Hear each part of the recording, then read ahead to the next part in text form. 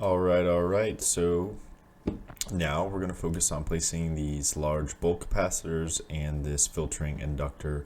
So just quickly looking at what it is, it's basically this pi filter right here is what we're going to focus on placing. So kind of what I talked about, the mechanical bodies are going to be our number one limiting factor here. So really there's no way around this. You literally just plop them down.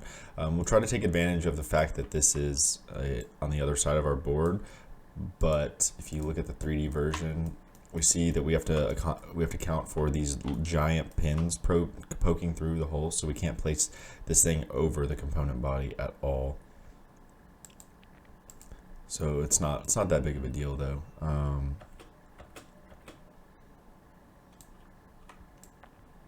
So something like this will probably do, and then we'll make room for the other one. So I think we can hang it over there, and then we'll hang this one over here. There we go, like this. And we'll try to get these as close as possible together. So I think like this is probably as good as we'll be able to do. Real quickly, I want to move this down here. So I mean, it's pretty straightforward. I mean, it's sort of like when there's no good options, it's pretty easy to figure out what to do, you know? So something like this is probably what we'll end up with, and then we can group these and move everything around how we like it, sort of. Something like that, maybe. And then we have this filtering inductor, which we just need to place. Again, so I already moved this to the bottom side of our board. It's pretty nice. And then you can just plop it down right here, right? And we can put these, which is wonderful. Again, just watch this component body right here, because these are on the same side of the board. So that's pretty much how our filtering inductor looks. And then going forward, we just know that this node right here where C2 and the filtering inductor connect, that's going to be like the basis for our power, right? This is probably going to go, we'll use a ground plane going forward, and I'll show you that. We'll talk about routing later, but we're going to, like, this little point right here is going to connect to our transformer and everything else.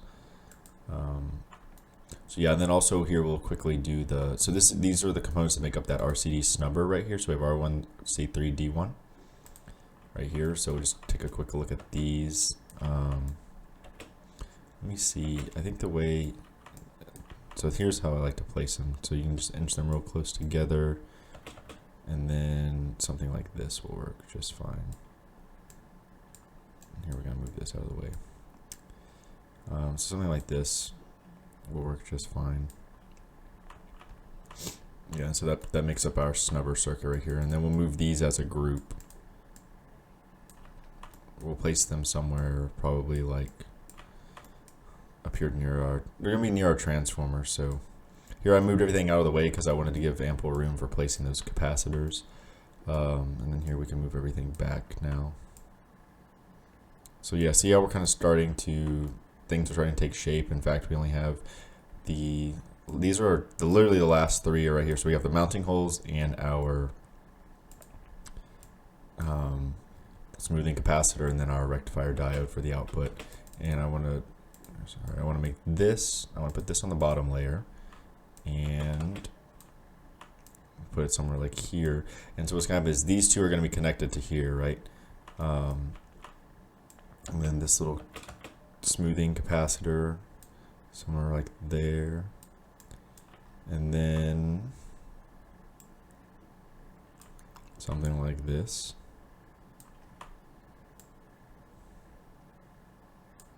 Something like this, and then there we go. So this is, I mean, technically this all fits on the board. I mean, I want to do better. In fact, we'll try to shrink this board down a little bit at the end. So yeah, so this is like a good start for component placement. We're not ready to do routing just yet. So what I'm going to do is, it's sort of like our circuit whenever we quote unquote finished. So now we're going to go back and we're going to see all the little tiny improvements we can make to this thing and make it look nice and neat, professional. So that's pretty much what I'll do. And so when we come back, we'll have made all the changes I need, and then we'll be ready to do all the actual routing next, I think is where I'll leave off. So that's going to wrap up this video.